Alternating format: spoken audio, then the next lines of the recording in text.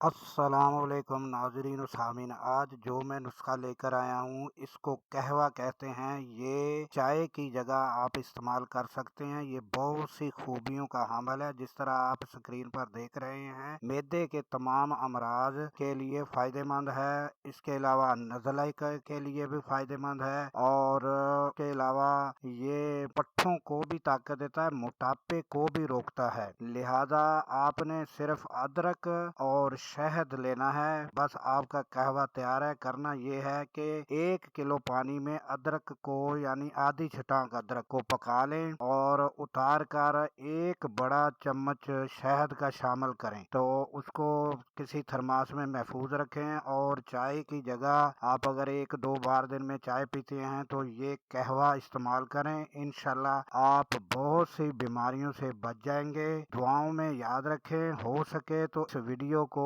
ثواب کی نیت سے شیئر ضرور کریں۔ اللہ حافظ۔